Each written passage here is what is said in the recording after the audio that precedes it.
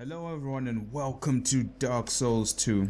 Today is gonna be something a little different. I recorded this footage a night before, and during the time I was playing I was really interested in doing some commentary. I just wanted to record the particular gameplay, and yeah, so I'm going to have to be doing this as post commentary. Yeah, something I haven't done in quite some time, and I might be quite rusty at. You can see me there equipping the dark bead in hopes that we're going to have a good time. But funnily enough though, one thing I may have noticed in this particular area is that the enemies here are very resistant to fire and magic. I mean fire and hexes. Or it could just be because of the fact that my equipment is still very low quality. That could be another problem. But yeah, besides that, there are a lot of hexing pots. I wouldn't like to call them urns because they're big as hell, and pretty much your main goal is to try not get cursed, because there's so many places you can get cursed in and so many tight quarters. It's actually quite ridiculous. These are the lion mages. I think at some particular point in the video I did manage to get their entire set. These guys are really tough. They deal quite a lot of physical damage, and I do believe having some good physical defense is the way to go here.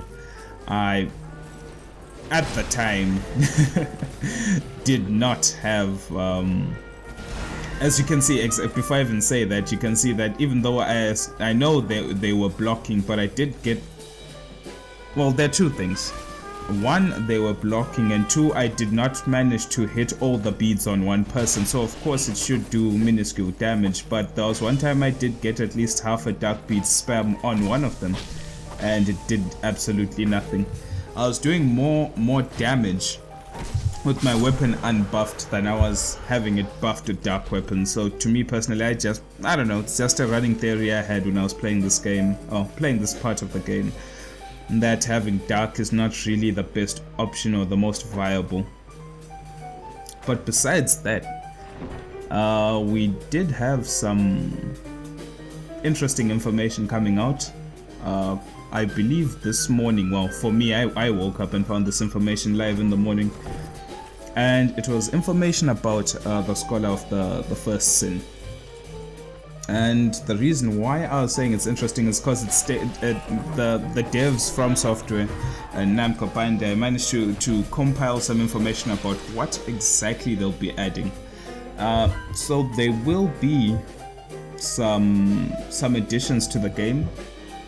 Well, first of all, you have to understand that the Scholar of the First Sin patch is free for everyone, and you don't really have to buy the game to get the patch. And by patch I just mean the updates to the game. But of course the graphical updates, the audio upgrades, and the DX11 compatibility, you will have to rebuy the game if you're like me on PC. And of course if you want it on PlayStation 4 or whatever, you're going to have to rebuy the game. So that's a whole totally different story. But they released some information. They have reworked some of the PvP mechanics. Like I said, I'm not too big on PvP and co-op. I just like the single player aspect of the game. Mostly I hardly co-op or PvP. Oh, and we got cursed. Yeah, those urns, the thing is there's one on the roof and one on the ground, and I missed my swing, so the build up was just too much for me to walk back, and I was really playing slow and sluggishly. But as I was saying, they added some components to PvP in the sense of how you can regulate your soul. They've added one special item, a ring, and this ring allows a user to regulate the amount of souls they obtain from PvP. So of course, if you have, for example, a lesser soul memory and lesser souls than a certain player, that means that you will be put in a lower skill bracket, or so I would believe, than someone else who has higher souls than you. So they added that so that you can regulate who, I guess you could look at it from the sense that people want to regulate who they want to play with. For example, maybe you have a group of friends who are at a, let's just put a specific number, who are at 500,000 souls. You, on the other hand, have a character or a save file that's on maybe 5 million souls. Chances of you getting into matchmaking with those friends is lower, and lower the higher souls you are, or at least as big, the bigger the difference, the higher it will be. So at least now you will be able to regulate that somewhat, even though there's still a lot of players online. Well, at any particularly given point, it's never just you and your friends. There are usually other random people within whether the region of or the entire world. So they added this particular ring to help people try PvP better, just in the same sense as in the beginning they added a ring that could let you choose which deity you worshipped, and any people who follow the same deity will be put in the same matchmaking or the same co-op sessions, which made finding each other a bit easier. But like I said, lots and lots of players, it's never just you and your friend. They added that, which is cool.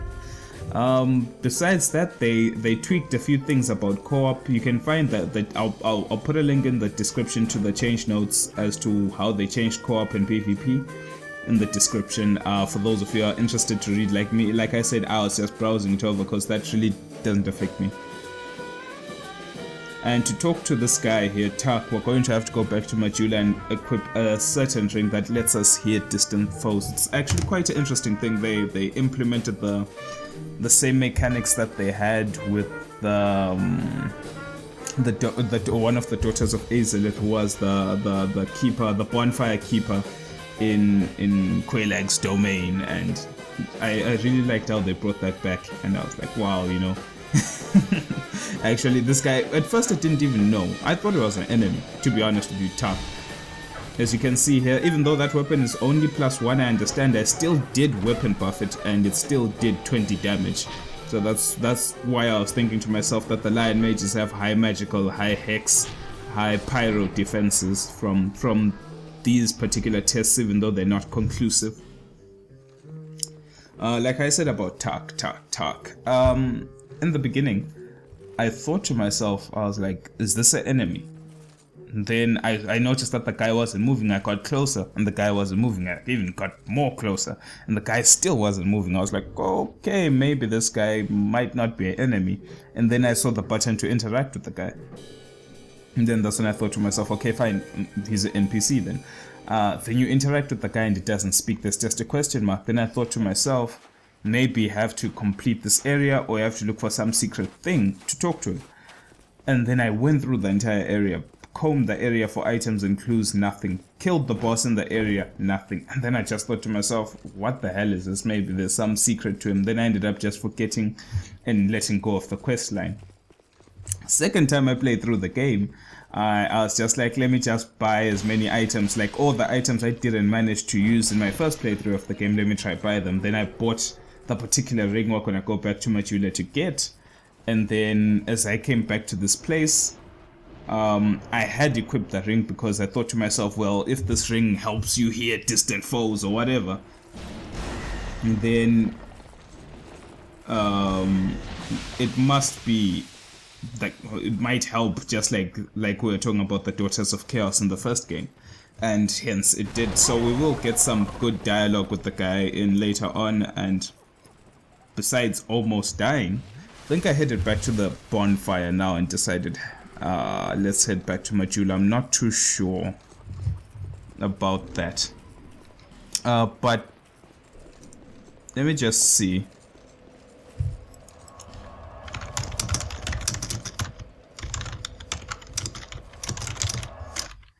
If I can find the notes right here.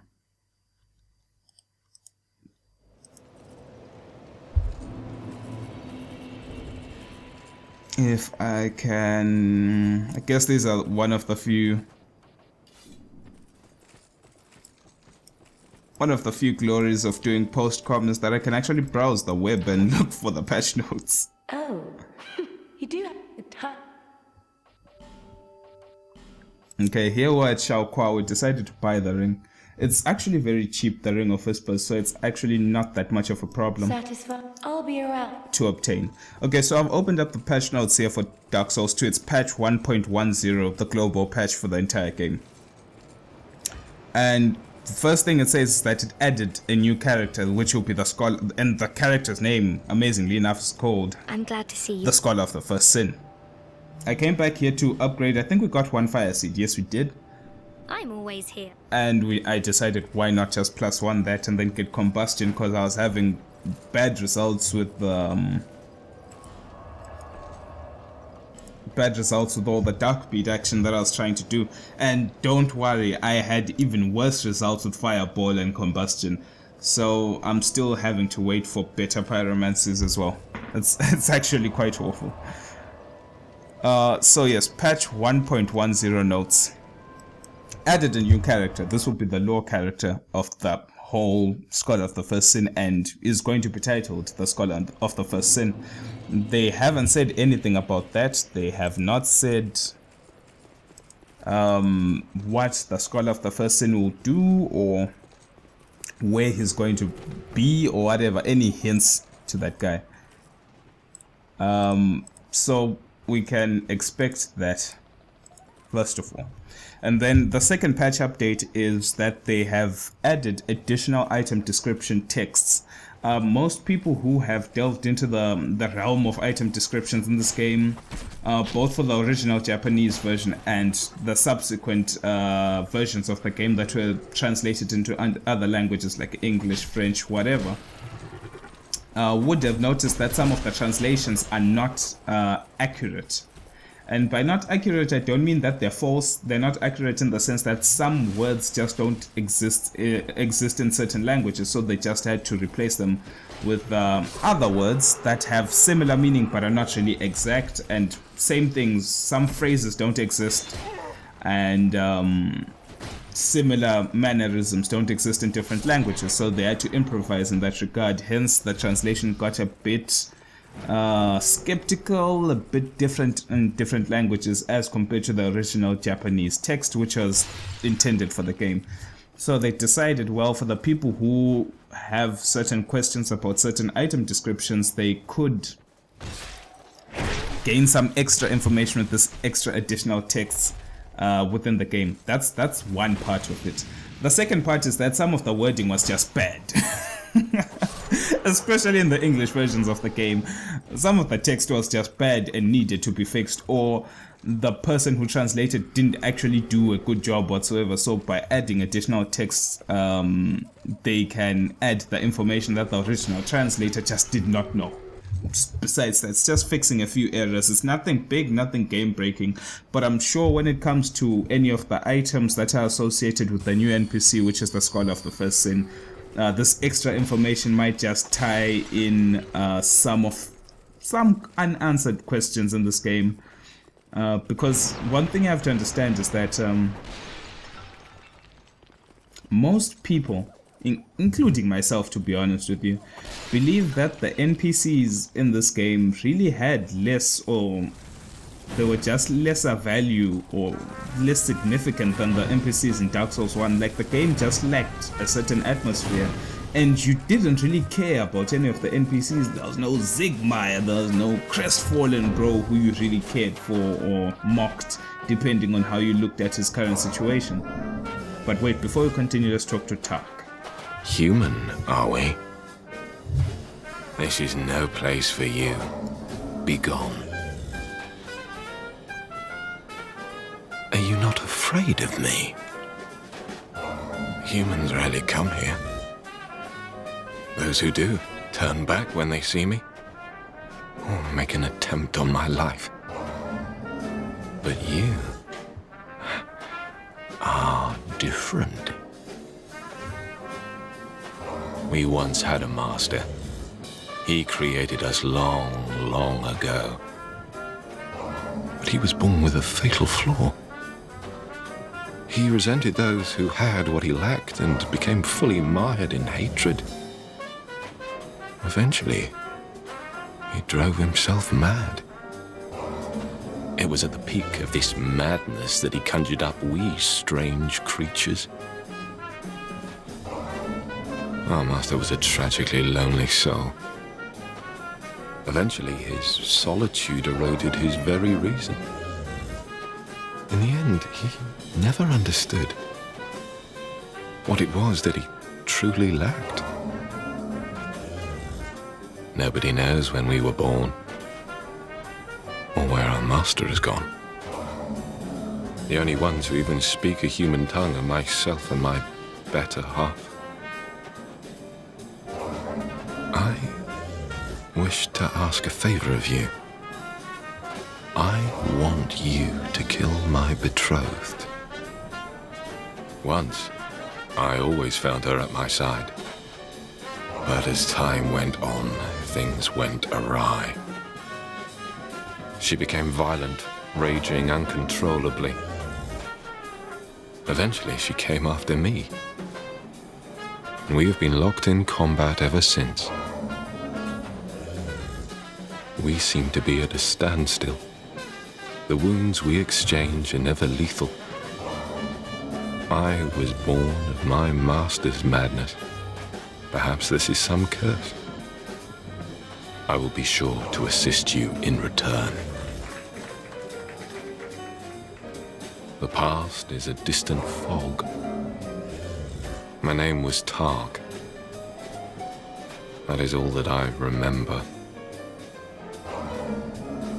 The past is a distant fog. My name was Targ.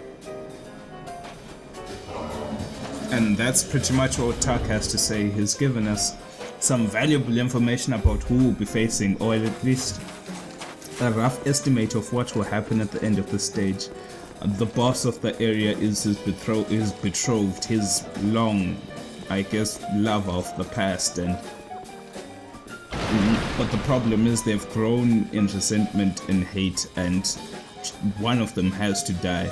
But the problem with Targ is that he says that he and his lover can't actually kill themselves or kill each other. He says that each wound we now exchange is never lethal, so the more they fight, the more they struggle to kill each other. So he in return says that he'll help you clear this area if you help him put an end to his struggle, in other words, kill his lover. Which is an interesting storyline. You can read more on it and find more information you'd like to know, but it's quite interesting that they decided to put like a lover's quarrel in a Dark Souls game, because I don't believe in Dark Souls 1 there was ever a situation of two lovers fighting. There potentially was, but maybe I just missed it. Of course there was the relationship between well, or at least the relationship people believe to be between Gwyn and Gwendolyn, and the relationship between Soler and what he expected within his life. But two lovers, a man and a woman, that's a new thing for me personally.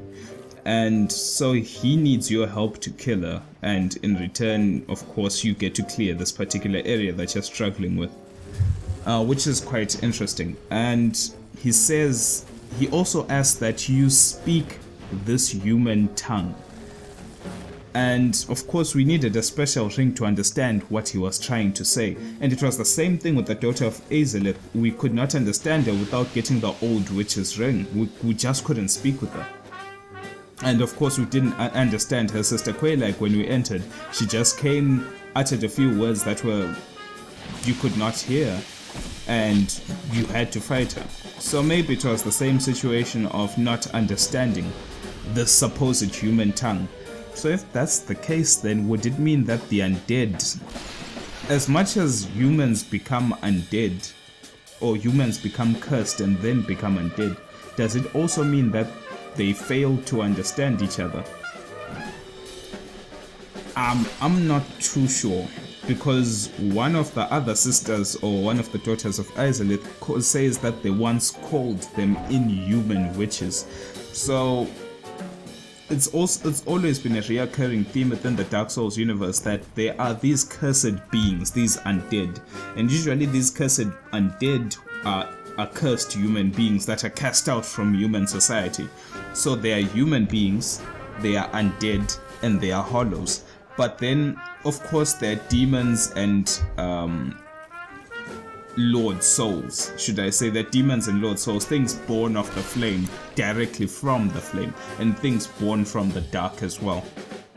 But then with humans, there are also inhuman objects, some things that are not born from the first flame, things that are not born from the dark, which are neither human nor undead.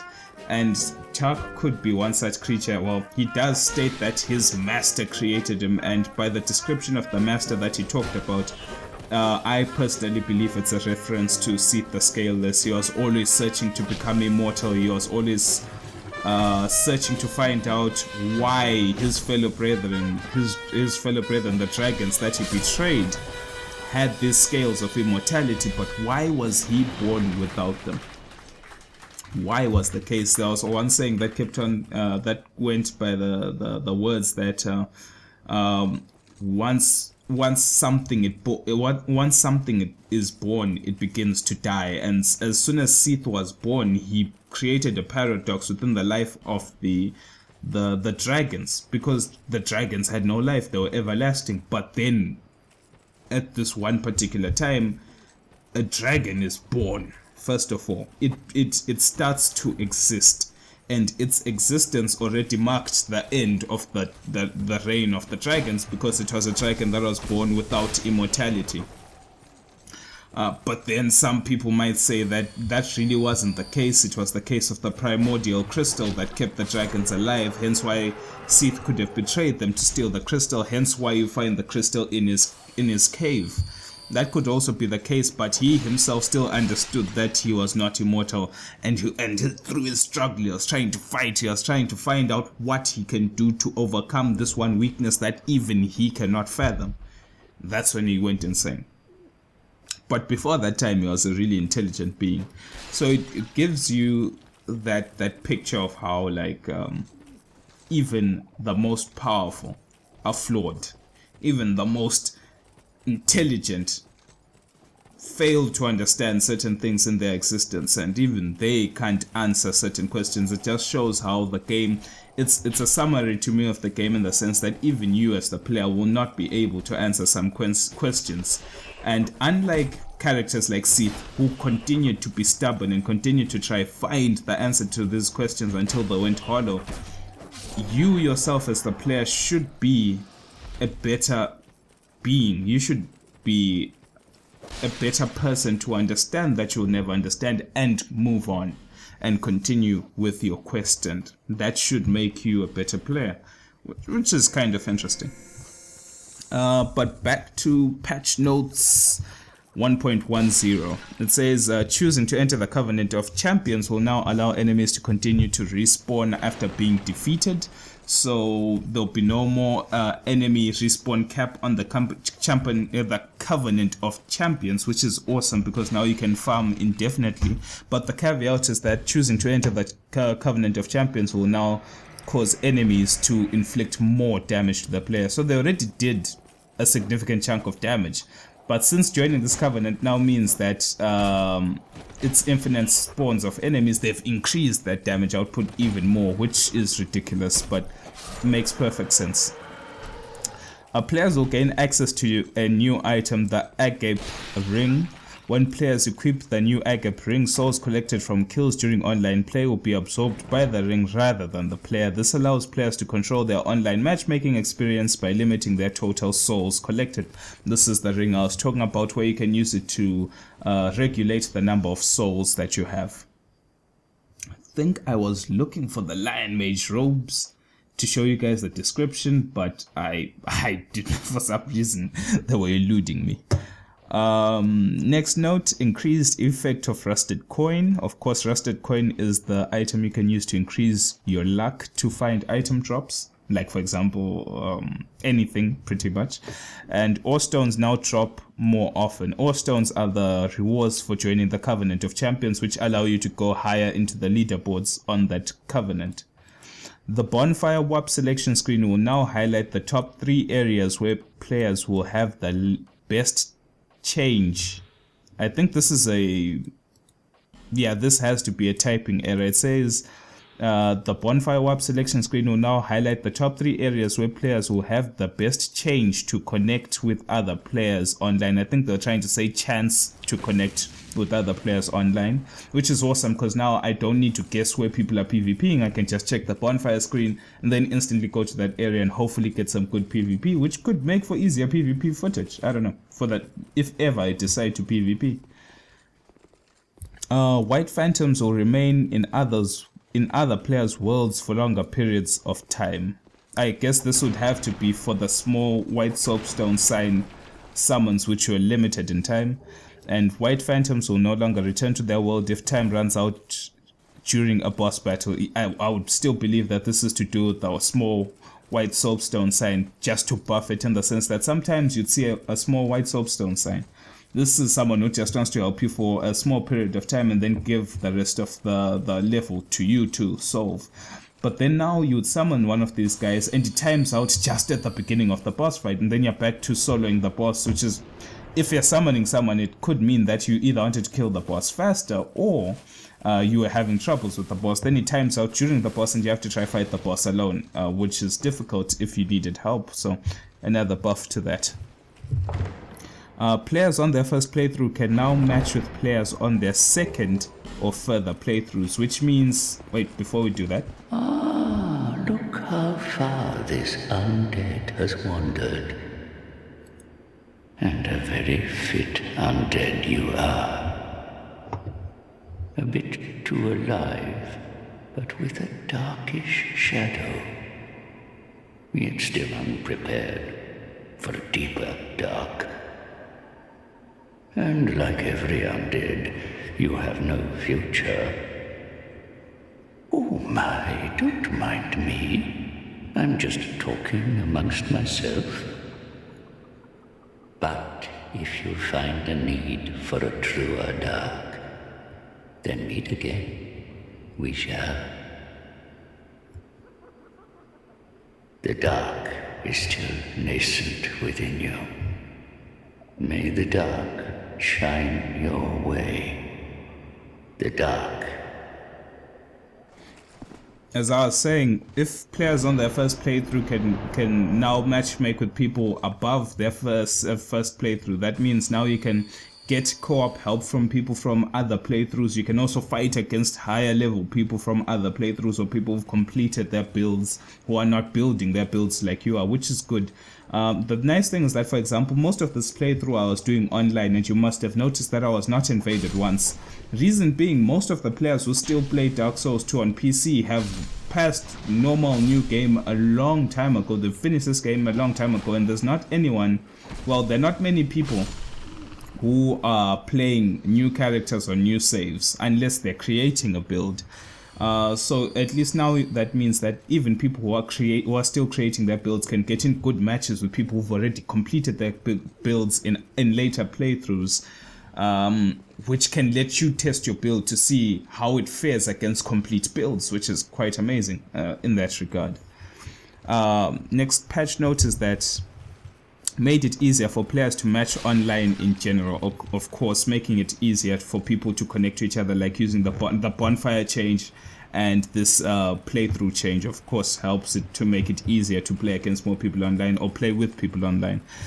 Made it so that invading players cannot use items which invite more enemies. Wait, it says made it so that invading players cannot use items which invite more enemies. Okay, I understand. So you can't use whatever to attract, like NPCs to attack the person who's in that particular world. Makes perfect sense, because you can use it as an advantage. Now it's the guy who's trying to defend his world against you and the enemies in his location, which could be unfair. NPC conversation text is now displayed more prominently than online notices. Oh, I guess it makes sense. It was a change that was needed. For example, let's just say I'm talking to an NPC, or I'm about to talk to an NPC and I get invaded.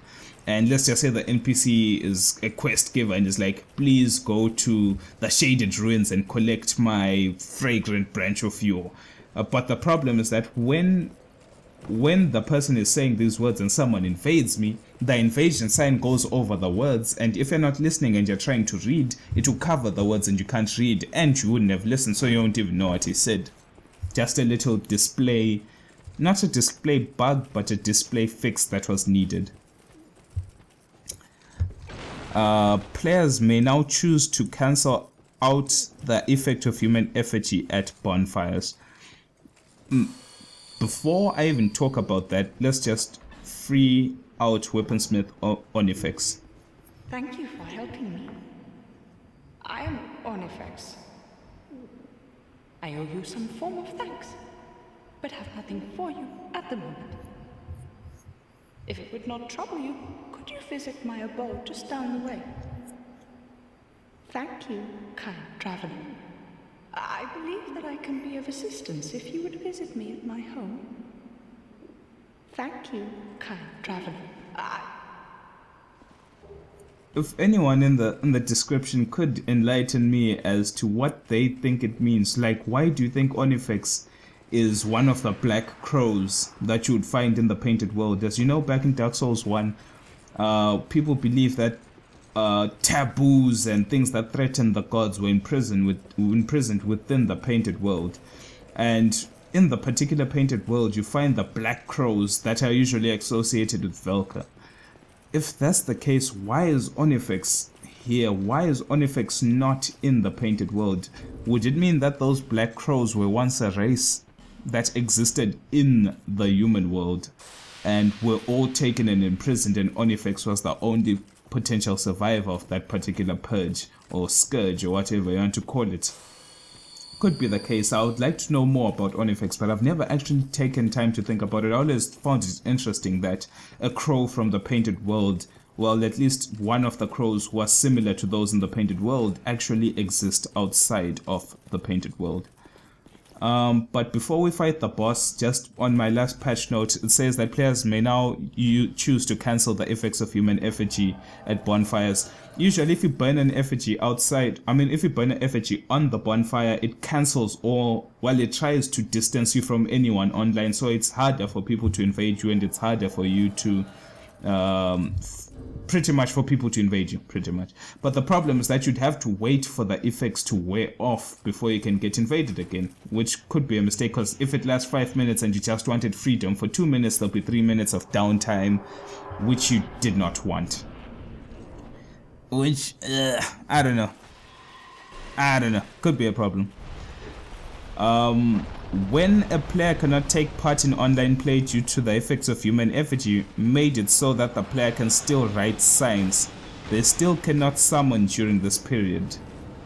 So you still can't summon, but you can still write down your summoning signs such that when the effect wears off, you are able to get summoned by someone else. Someone can still see your sign and be like, okay, fine, I'll wait for your effects to run off. I know you are available now, and then you can play together. So more accessibility to PvP and PvE. What else? The initial spell now affects normal enemies. No, the imitation spell now affects normal enemies. The hash spell is now more effective on normal enemies. Load times shortened, but that's only for PS3 only. Calibrations no longer saved each time before the title screen. Calibrations no longer saved each time before the title screen. I'm not sure which calibrations this means. This could be video calibrations as in graphical settings. This could be audio calibrations. I'm a bit confused on that one personally. Fixed issues causing map name listed on save data. Fixed issues causing map name listed on save data and actual map name after loadings not to match. Okay, fine. I guess that could be just a potential bug. Maybe you saved in the Shaded Ruins, but when you're loading it says that you are actually in Majula. And then you load into the Shaded Ruins, then you're like, but wait, I thought I was in Majula. What the hell happened? I don't know. I've never experienced that bug, or at least I haven't noticed it before. Made it possible to skip the ending sequence the second time through and beyond. Okay, so you couldn't cut the final cutscene for some or whatever reason, but now you can do it. And on particular like second playthroughs and on. Remove the blur effect used when looking through binoculars, I guess to make it easier to see and to cast spells, because you can use binoculars as a first person spell casting utility. But I kind of like the blur effect. It was, you know, it made it feel like your vision wasn't perfect, and I don't know, I just enjoyed the blur. Rogue water, etc. Fixed issues causing the user not to recover spell uses for spells only able to be used once. So for example, if you had the Pyromancy Forbidden Sun and you decide to use a rogue water or rouge water, then that was that for some reason Forbidden Sun would not work, or you wouldn't get that charge back. Made Old Iron King's crown effect function consistently throughout the game. There was a bug such that I believe that the Old Iron King's crown would work in some particular parts of the game and in some particular DLCs, but not in all DLCs. I don't know, it was just a bug that was in the game. Adjusted price for Crown of the Ivory King. Crown of the Ivory King armor, Ivory King gauntlets and leggings, so they adjusted the price for that. Fixed issue whereby the sign in the Iron Keep was not displayed as intended once the player spoke to Lucatiel of Mirror in Harvest Valley. That's actually something. That's so cool. They actually fixed that. If you guys remember, there was a particular episode, I think 2 episodes ago, when I was in the Iron Keep and I had said that I had tried to record the smelter fight and my initial encounter of the Iron Keep. But then the audio quality was bad and I could not summon Lucatiel for some reason. And so I decided not to upload that particular video because it was just bad. I guess I should have done post-com on it, but I don't know, I was just lazy. And so they finally fixed that the Lucatiel can finally appear there. But the problem is it's already messed up me following Lucatiel's quest unless I can get one more place to summon her. Adjusted timing for Lycia of Lindell to become the player's enemy. That's fine. Adjusted conditions for lighting modular map from defeat Nashandra to defeat Throne Defender and Throne Watcher. To prevent invasion after defeating area bosses, made the human effigy effect function in the situation automatically. To prevent invasion after defeating area bosses, made the human effigy function in the situation automatically, I guess. Made it possible to get the reward items after defeating area bosses even if your inventory is full at the time. Items will drop in front of the player. Oh, I guess it makes sense. Oh, watch me fail. Woohoo! Dead. Sometimes, let's just say if you kill a boss and the boss drops like helmet of the Dawn of Notre Dame or whatever, and your item slots are full, it will just disappear. Now the item will actually just appear on the ground in front of you, then you can choose what to drop and what not to drop to pick up the item. Made it possible to get the reward items after using crushed Eye Orb and defeating Lucia of Lindell even if your inventory is full at the time. In Black Gulch, made it possible to receive Forgotten Key after defeating a giant when the player has 99 souls of a giant. And in Grand Cathedral, made it possible to still receive the item you are supposed to get when talking to Alsana, a silent oracle, even if your inventory is full. At the ending, if the players fulfilled the conditions to receive Illusory Ring of Conqueror and Illusory Ring of Exalted, but their inventory is full, made it possible to receive the rings properly. Players will receive the rings as soon as the space is opened in their inventory, and adjusted rewards in online play. So just some fixes here and there, some bugs, most of them to do with online play, and there are some other bugs and fixes for normal play. But let's see, I think I will save those for the description. You guys can read them. I'll leave them in the description of this particular video, and you guys can find there'll be more sections for normal online play: Covenant of Blue, Covenant of Red King, Bellkeeper, Pilgrims of Dark, and Brotherhood of Blood. You've defeated my better half. This is my thanks. Take it. I have no gods to pray to, but still I pray that your journey will be safe.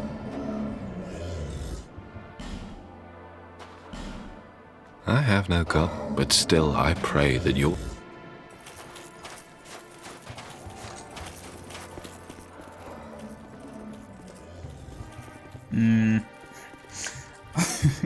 I was just reading some of the comments in these notes. Some people have some ridiculous things to say. Don't even pay any attention to them.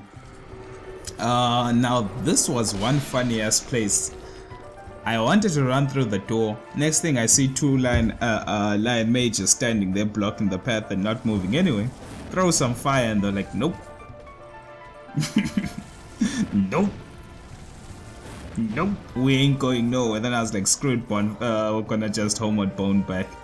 I'm sure if I went closer I could have done something, but I would have been cursed waiting for them to actually react to me. So I was like, screw it. But besides that, I believe my time is up. I'm looking at the video editor here and it says I just have a few seconds to wrap up. So thanks for watching. No, actually I think I'm running. I still have to run to the boss area. All I can say really about this particular patch that will be coming up is it changes quite a lot of the bugs and fixes, some of the bugs and problems that existed within obtaining items and matchmaking, which is fine for those who actually partake in PvP and co-op, but for a person like me who doesn't partake in either, it's not really a big patch. Now, we still don't know what the Scholar of the First Sin, what quests this new NPC is going to give. So let's just hope it's actually a big chunk of lore, you know what I mean, similar to the DLCs. If it's not, then you may ask yourself, what's the point of rebuying the Scholar of the First Sin, like the remake of Dāku Souru Tsu, besides getting the so-called improved graphics that we're still yet to see? I'm not too sure, but I'll see you guys later.